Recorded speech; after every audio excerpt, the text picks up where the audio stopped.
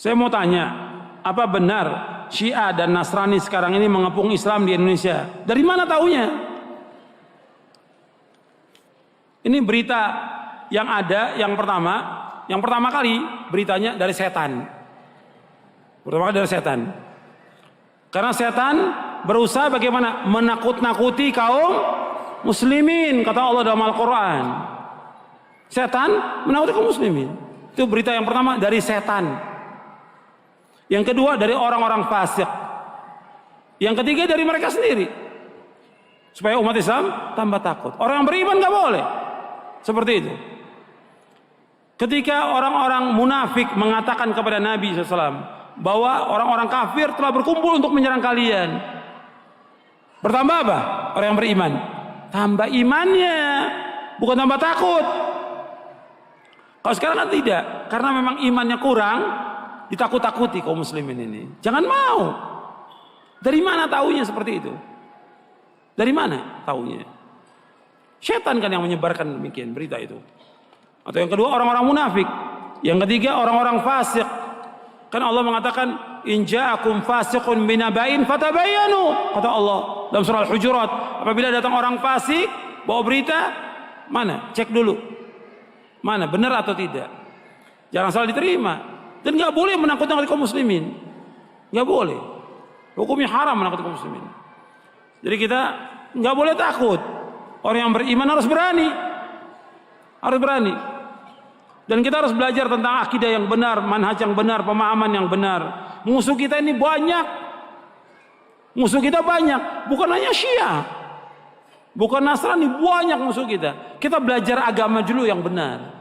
Bukan bagaimana menghadapi Syiah, bukan bagaimana menghadapi Nasrani. Kita belajar agama yang benar, akidah yang benar, tauhid yang benar. Kalau kita kuat, insya Allah nggak akan bisa disesatkan oleh mereka. Nggak akan bisa mereka mengganggu kita. Karena apa? Akidah dulu. Dan seandainya mereka punya makar, punya tipu daya, selama kita bertakwa kepada Allah, selama kita sabar, nggak akan membahayakan tipu daya mereka. Kata siapa? Kata Allah dalam Al-Quran. Maka tadi dari awal saya katakan, coba kita kembali kepada Quran. Ini sekarang kembalinya kemana? Kembalinya ke internet, kembalinya kepada televisi, kembalinya kepada radio, kembalinya ke HP, bukan kepada Quran. Jadi apa kata berita itu yang benar. Mestinya kata Quran yang benar, kata sunnah yang benar. Itu yang harus dipegang dalam hidup kita. Allah mengatakan wa in tasbiru wa tattaqu la yadurukum kaiduhum syai'a innallaha bima ya'maluna muhit. Dalam surah Ali Imran. Jika kalian bertakwa kepada Allah, jika kalian sabar dan bertakwa kepada Allah, tipu daya mereka nggak akan bisa membahayakan sedikit pun juga. Nggak akan bisa. Sehebat apapun senjata mereka nggak akan bisa membahayakan kaum mukminin. Tapi syaratnya apa? Harus sabar. Apa sabar diam? Tidak. Sabar terus melaksanakan ketaatan kepada Allah. Sabar dengan kita menjauhkan perbuatan dan maksiat. Sabar dengan kita sabar atas segala macam musibah yang menimpa kita. Terus. Kemudian takwa kepada Allah. Takwa dengan apa? Dengan melaksanakan perintah Allah, menjauhkan larangan. Perintah yang paling besar tauhid, larangan yang paling besar syirik. Takwa kepada Allah. Nah sekarang ini banyak yang nggak bertakwa, ya, menyebarkan berita seperti itu, menakuti kaum muslimin. Manfaatnya apa buat umat Islam? Dan kadang-kadang isu seperti ini dimunculkan ketika berbicara masalah apa? Politik. Isu ini untuk memilih salah satu partai. Dan terus diisukan yang seperti ini. Bukan berarti mereka tidak bahaya, semua firqah sesat bahaya. Kan firqah sesat bukan hanya Syiah. Nabi menyebutkan firqah sesat berapa? Berapa Nabi sebutkan? 72 golongan. Kalau Syiah berbahaya, Tarekat Sufiyah juga berbahaya. Kalau Syiah berbahaya, maka kelompok Ahmadiyah juga berbahaya. Kalau Syiah berbahaya, yang lain juga berbahaya. Bahaya semuanya, firqah-firqah yang sesat. Makanya kita tetap berusaha mengkaji tentang agama Islam dulu, akidah kita yang benar dulu pelajari. Bukan sekarang ada isu Syiah, sekarang orang sibuk beli bagaimana sesatnya Syiah. Ada ISIS, bagaimana sesatnya ISIS. Akidah kita belum kita pelajari tentang mana syahadat asyhadu an la ilaha illallah wa asyhadu anna muhammadar rasulullah, belum tahu. Bukan hanya orang awam yang belum tahu, penuntut ilmu sebagian belum tahu tentang hakikat, maknanya, rukunnya, syarat la ilaha illallah, belum tahu, konsekuensinya belum tahu. Sebagian ustadz juga belum tahu. Pelajari lagi, pelajari lagi. Kaji tentang tauhid ribuan kali ulangi. Sehingga tambah kuat iman kita kepada Allah, tambah kuat keyakinan kita kepada Allah, dan kita nggak akan takut kecuali hanya kepada Allah. Fala takhafuhum wa khafuni in kuntum mu'minin, kata Allah. Jangan takut kepada mereka, kata Allah. Takut kepadaku, kata Allah, jika kalian orang yang beriman. Takut kepada Allah.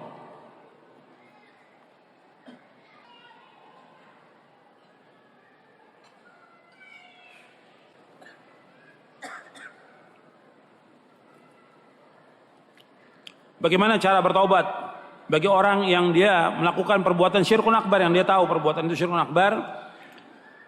Apakah dia mengulang 2 kalimat syahadat? Iya. Seperti disebutkan oleh Syekh Muhammad bin Shalih Al-Utsaimin rahimahullah, Syekh Dr. Shalih Fauzan juga menyebutkan demikian. Orang yang dia melakukan perbuatan syirkun akbar, maka dia telah batal syahadatnya, maka dia harus mengucapkan 2 kalimat syahadat lagi.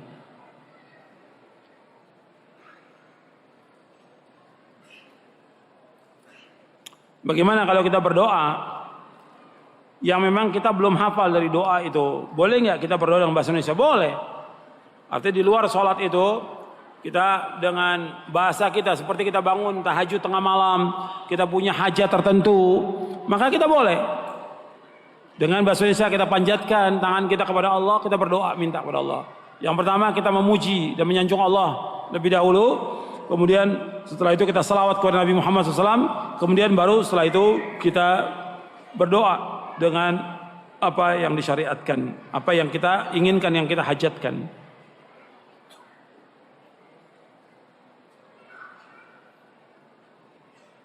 Bagaimana dahulu para imam itu mereka mencari maisha, mereka mencari maisha, mencari makan, mereka usaha. Ya mereka berdagang dan yang lainnya yang mereka lakukan, karena ribuan mata pencarian yang halal, ribuan mata pencarian yang halal ini. Ada yang menjadi pegawai, ada yang jadi kuli, dan yang lainnya. Ada yang sampai dia membawa barang orang, dengan itu dia diupah, nggak ada masalah. Yang penting halal.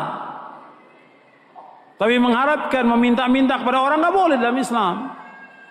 Mereka mengajar karena Allah, mereka belajar pun nggak bayar, mereka juga mengajar juga nggak mengharapkan sesuatu, ikhlas. Mereka punya mata pencarian sedikit aja mereka punya, yang penting cukup buat dia, istrinya, anaknya cukup.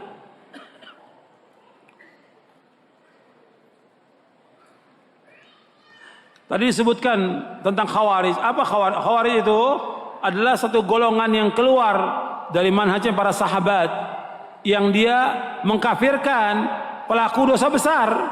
Orang Islam yang berbuat dosa besar kafir, kata mereka, kekal dalam neraka selama-lamanya. Ini kejam ini. Juga mereka memberontak pada penguasa yang sah, mengkafirkan penguasa. Ya seperti yang sekarang ini ISIS. ISIS ini adalah Khawarij, karena mereka mengkafirkan semua kepala negara kaum muslimin, dan mereka mengkafirkan orang-orang Islam, dan mereka menghalalkan darah dan harta kaum muslimin.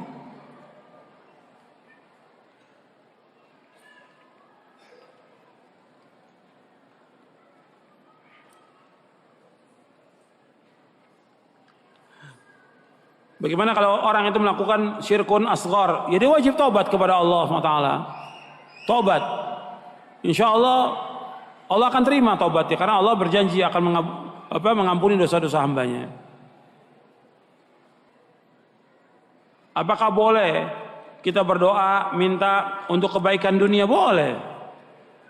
Kebaikan dunia, Rabbana atina fid dunya hasanah wa fil akhirati hasanah wa qina adzabannar. Itu doa yang paling baik yang selalu diminta oleh Nabi.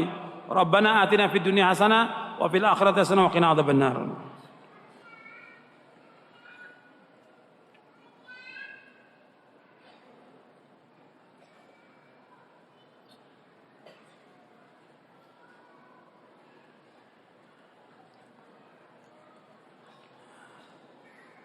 Bagaimana dengan banyaknya kejadian kezaliman, penindasan kepada kaum muslimin? Ya ini musibah.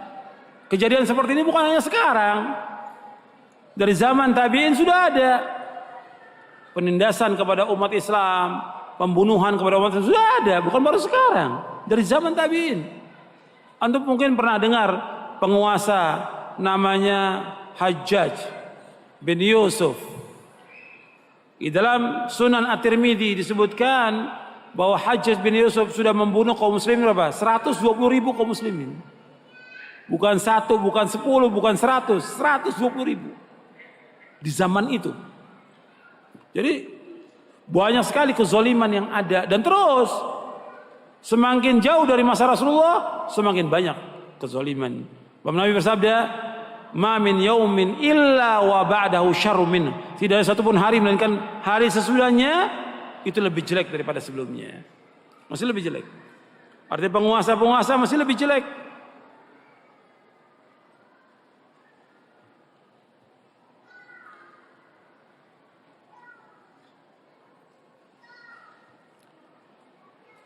Bagaimana seorang muslim untuk istikharah?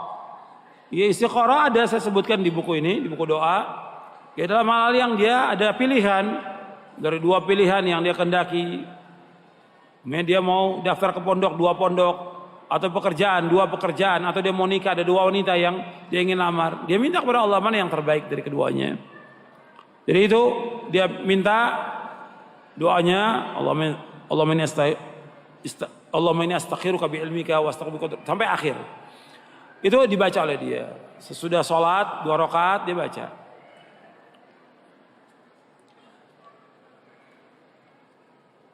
Dan gak ada keterangan bahwa dia bermimpi, atau gak ada keterangan demikian. Apa doa-doa yang terbaik yang kita panjatkan? Antum melihat di sini. Memang tadi ada, saya ingin sampaikan. Apa sih doa-doa yang terbaik yang kita harus panjatkan kepada Allah? Karena kita nggak tahu. Kadang-kadang orang berdoa apa saja, tapi nggak tahu doa itu yang dia panjatkan itu tidak baik buat dia. Antum lihat di halaman 87. Halaman 87, doa yang paling penting, yang paling baik dimohonkan hamba kepada Allah. Yang pertama, memohon hidayah atau petunjuk. Mohon hidayah petunjuk. Seperti yang antum sudah hafal doanya. Allahumma inni as'alukal huda wa tuqa wal afafa wal ghina. Belum hafal, nanti baca lagi. Ya. Kemudian yang kedua, mohon agar diampuni segala dosa yang pernah kita lakukan siang maupun malam, seperti doa kita Rabbighfirli wa liudayya warhamhuma kama rabbayani shaghira, atau Rabbana dzalamna anfusana wa illam taghfir wa tarhamna lakunanna minal khasirin, atau doa-doa yang lain. Kemudian yang ketiga, memohon agar dimasukkan ke surga dan dijauhkan dari api neraka. Ini doa yang paling baik, karena tujuan hidup seorang mukmin, seorang mukminah surga. Seorang muslim, seorang muslimah tujuan hidupnya surga. Maka ini permintaan yang paling baik. Jadi kita minta kepada Allah, Allahumma inna as'alukal jannatal firdausil a'la wa a'udzubika minan nar. Allahumma inna as'alukal jannatal firdausil a'la wa a'udzubika minan nar. Allahumma inna as'alukal jannatal firdausil a'la wa a'udzubika minan nar. Ya Allah, aku mohon kepada Engkau surga firdaus yang paling tinggi, dan aku berlindung kepada Engkau dari api neraka. 3 kali kita sebutkan. Yang keempat, memohon keselamatan dunia dan akhirat. Hendak keselamatan, dijauhkan dari bencana dan malapetaka. Allahumma inna as'alukal afwa wal afiyah. Kemudian yang kelima, memohon supaya ditetapkan di atas agama, supaya istiqomah. Seperti doa Nabi yang paling banyak Nabi berdoa, ya muqallibal qulub tsabbit qalbi ala dinik, ya muqallibal qulub tsabbit qalbi ala dinik, ya muqallibal qulub tsabbit qalbi ala dinik. Ya Allah yang membolak-balikan hati, tetapkan hatiku atas agamamu.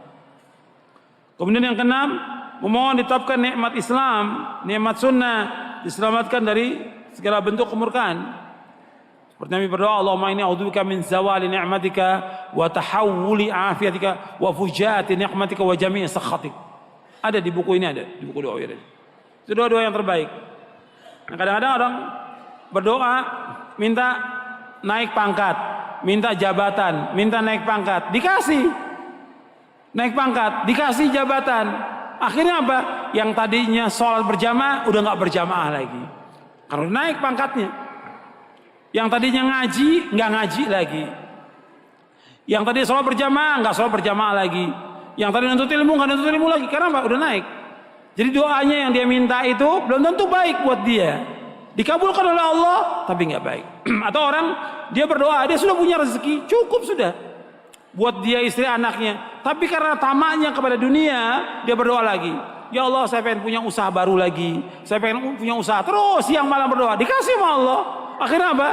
Lupa kepada semuanya. Lupa kepada sholat, lupa kepada ngaji, lupa baca Al-Quran, bahkan lupa kepada orang tuanya, sibuk dengan dunianya. Berarti baik atau tidak doa itu? Tidak baik. Dikabulkan tapi nggak baik buat dia.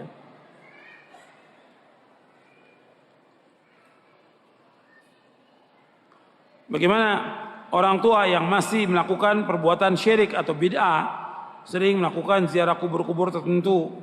Ya kita berusaha untuk mendakwakan dengan cara yang baik kepada mereka. Tentunya kita juga berdoa kepada Allah agar Allah memberikan hidayah kepada orang tua kita kembali ke jalan yang benar. Karena kita nggak tahu.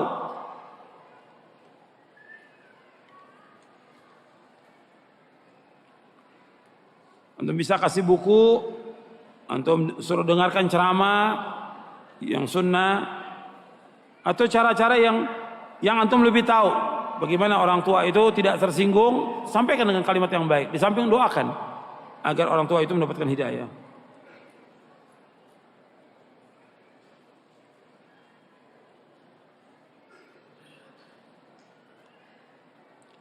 Saya mempunyai guru. Saya dikasih amalan oleh guru saya. Seperti amalan ini, bisa orang itu anti bacok. La haula wala quwata illa billah. Anti bacok. Maksudnya orangnya dibawa ke sini, dibacain bismillah, ditusuk gitu. Benar nggak itu? Betul nggak dia anti bacok? Ini dibuang tuh, amalan itu dibuang, dibakar, dihilangkan dan taubat kepada Allah. Nggak ada manfaat sama sekali. Ini mesti dia minta panggilan dan permohonan kepada jin. Nggak mungkin ya. Dia minta kepada jin untuk bisa melindungi dirinya dia.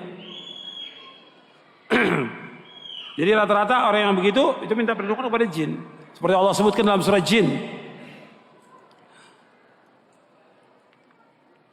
Wa annahu kana rijalun min insi ya'udzuuna birijalin minal jinni fazaduhum rahaqa. Ada di antara manusia yang minta perlindungan kepada jin, maka jin itu bertambah sombong.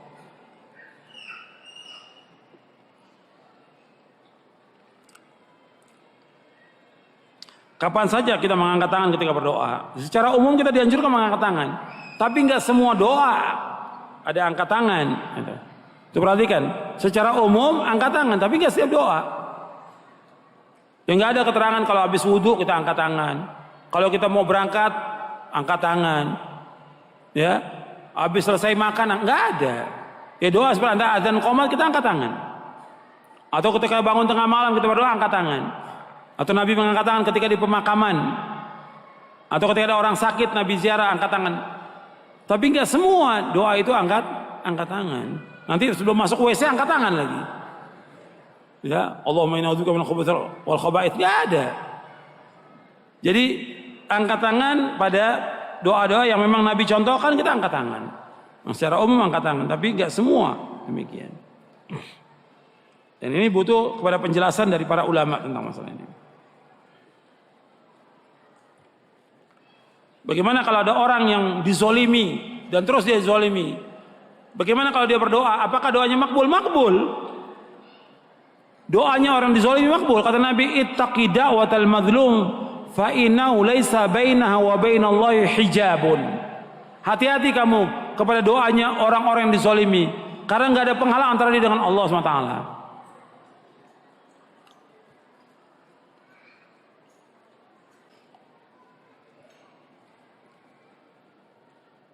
Apakah boleh kita berdoa kepada Allah agar kita segera dimatikan? Kenapa minta segera dimatikan? Kenapa? La haula wala quwata illa billah. Kenapa? Karena penyakit yang mungkin berat, atau musibah yang mungkin berat, atau karena di PHK, atau nggak lulus ujian, atau yang lain. Kenapa? Nggak boleh putus asa dari rahmat Allah. Karena dengan hidup itu kalau kita sebagai orang beriman, baik buat kita. Selama kita masih diberikan ruh oleh Allah, masih bisa melakukan aktivitas, lakukan ibadah kepada Allah. Kenapa minta kematian? Justru dengan kehidupan kita bisa minta kepada Allah agar diampun dosa kita oleh Allah. Kita bisa beribadah kepada Allah, kita bisa berdoa yang baik, kita bisa minta husnul khatimah. Boleh minta husnul khatimah, bukan minta kematian sekarang ini, bukan. Minta akhir kehidupan yang baik. Kadang-kadang orang sudah putus asa dengan rahmat Allah. Karena apa? Mungkin orang tuanya meninggal, mungkin di PHK, mungkin sakit nggak pernah sembuh, udah berobat, nggak boleh. Minta kematian nggak boleh. Ada penjelasan di buku ini. Dan Nabi ajarkan doa yang terbaik kepada kaum muslimin.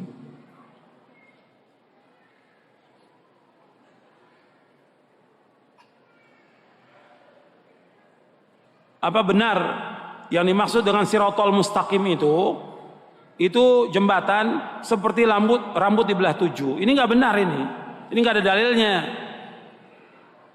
Nggak ada dalilnya.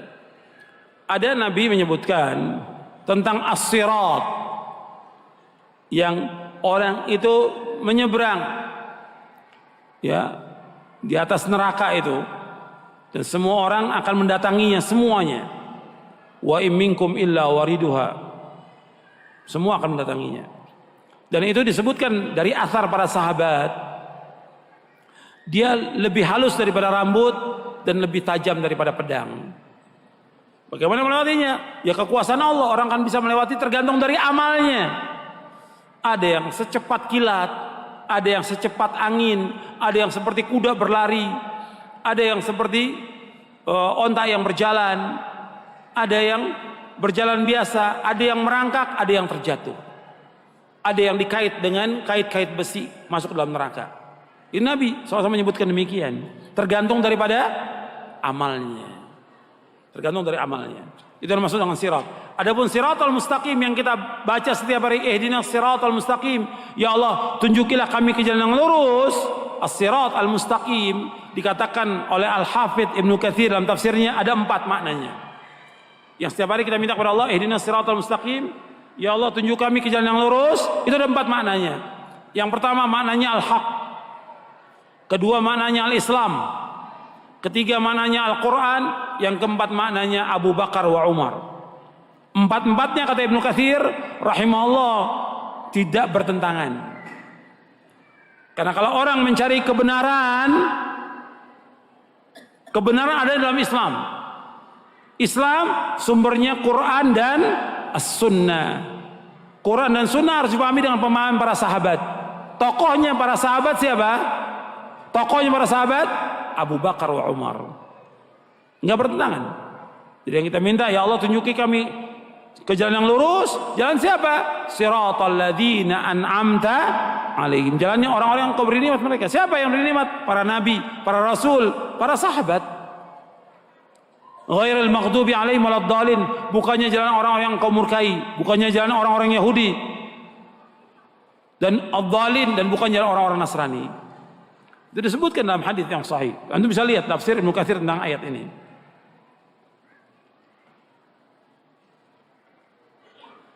Bagaimana kalau kita minta kepada orang yang soleh agar dia berdoa kepada Allah untuk kita? Ini juga nggak ada sunnahnya demikian. Kecuali dalam kondisi-kondisi yang berat, yang bermanfaat buat kaum muslimin, seperti istisqa. Di zaman Umar bin Khattab radhiyallahu an terjadi kemarau yang panjang. Umar nggak datang ke kuburan Nabi, tidak. Umar minta kepada Abbas bin Abdul Muthalib, wahai Abbas, dulu kami waktu terjadi kemarau kami minta kepada Rasulullah SAW. Rasul berdoa turun hujan. Sekarang beliau sudah wafat, kami minta kepada engkau. Maka Abbas berdoa, Umar berdoa, turun hujan. Di zaman Muawiyah juga demikian. Zaman Muawiyah radhiyallahu an, dari zaman Umar radhiyallahu an, Umar datang kepada Abbas bin Abdul Muthalib radhiyallahu an. Kemudian zaman Muawiyah radhiyallahu an, mereka tidak datang ke kuburan Nabi, tidak. Dari Syam itu minta kepada Yazid al-Aswad, karena dia orang yang soleh, agar berdoa kepada Allah. Turun hujan. Jadi kalau yang sifatnya dibikin boleh. Ada sahabat-sahabat yang memang minta kepada Nabi SAW. Seperti perempuan yang dijamin masuk surga, seorang wanita hitam yang dijamin masuk surga karena ayan. Ya Rasulullah, doakan saya agar disembuhkan. Kamu sabar masuk surga. Atau saya doakan sekarang, saya mau sabar ya Rasulullah. Kemudian tolong doakan agar saya tidak tersingkap pakaian saya kalau saya lagi datang ayannya. Ini perempuan ahli surga. Nabi sudah sebutkan dia masih hidup, dia ahli surga. Disuruh sabar. Itu ada tertentu yang memang dia mengalami kesulitan datang pada Nabi SAW. Tapi nggak semua sahabat. Nggak semua sahabat. Kemudian setelah wafatnya Nabi, nggak ada juga orang datang kepada sahabat untuk minta. Kecuali tadi istisqa, minta hujan. Orang datang ke Umar, nggak ada. Makanya ketika ada orang datang ke Umar minta didoakan, kata Umar, "A'ambiya'u nahnu?" Apakah kami para nabi? Apakah kau nabi? Kalau nabi makbul doanya, kalau kami tidak. Bahkan Umar sendiri minta, karena ada dalil ya. Umar datang kepada Uwais Al-Qarni, seorang tabi'in, sebaik-baik tabi'in, kata Nabi, khairut tabi'in Uwais Al-Qarni. Karena dia baik kepada orang tuanya, baik kepada ibunya. Biasanya orang yang berbakti kepada ibunya, doanya makbul. Orang yang berbakti kepada ibunya, berbuat baik pada ibunya, makbul. Uwais demikian. Makanya ketika Uwais datang, Umar minta, "Wahai Uwais, minta agar engkau memohonkan ampun kepada Allah untuk saya." Engkau sahabat besar. Tidak, karena Nabi bersabda demikian. Karena Nabi bersabda, dilaksanakan oleh Umar. Jadi minta kepada orang-orang soleh, nggak ada keterangannya. Masing-masing berdoa. Kalau kita lihat juga, antum perhatikan ini. Apakah orang-orang soleh, apa kiai atau ustadz atau habib, apakah doa mereka juga dikabulkan semuanya? Tidak. Bahkan juga banyak muskilah yang mereka hadapi yang berat sekali berkaitan dengan masalah keluarganya atau yang lainnya. Makanya yang terbaik kita berdoa masing-masing kepada Allah. Berdoa, lakukan ibadah, zikir, kemudian juga mulai dengan adab-adab doa yang saya sebutkan. Lakukan amal-amal saleh yang mudah-mudahan doa kita akan dikabulkan oleh Allah. Cari waktu yang terbaik, cari tempat yang terbaik untuk kita berdoa. Dan sesuai dengan sunnah Nabi.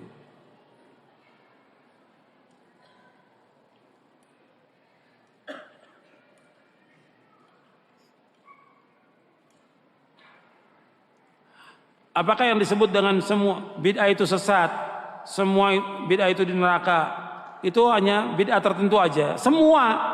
Nabi menyebutkan semua. Tapi ini kan bentuknya ancaman. Kalimat semua bid'ah sesat, semua kesesatan neraka, ini ancaman bentuknya. Bentuknya ancaman. Maksudnya orang yang berbuat demikian dia ancam masuk neraka. Bukan kita katakan, "Oh kamu berbuat masuk neraka." Nggak boleh. Seperti orang berbuat maksiat, nggak boleh katakan kamu maksiat pasti neraka, nggak boleh. Sifatnya ancaman. Seorang muslim nggak boleh memastikan muslim lainnya dia masuk surga atau masuk neraka, nggak boleh. Kecuali ada dalil, ada keterangan dari Al-Quran atau Sunnah yang menetapkan demikian. Kalau bentuknya ancaman ya tetap ancaman, nggak boleh kita pastikan. Ini waktu sudah habis katanya. Jadi cukup sampai di sini kajian kita. Mudah-mudahan bermanfaat untuk saya dan untuk antum sekalian. Dan kurang lebihnya saya mohon maaf, karena itu yang bisa saya sampaikan dan itu yang bisa saya jawab. Yang benar datang dari Allah, yang salah dari saya dan dari syaitan. Dan Allah mengampuni dosa-dosa kita. Dan mudah-mudahan Allah menetapkan kita di atas Islam dan Sunnah. Mudah-mudahan Allah memberikan manfaat dari kajian ini untuk kita, untuk keluarga kita, dan untuk kaum muslimin. Dan mudah-mudahan Allah memberikan taufik kepada kita untuk dapat mengamalkannya dengan ikhlas dan ittiba.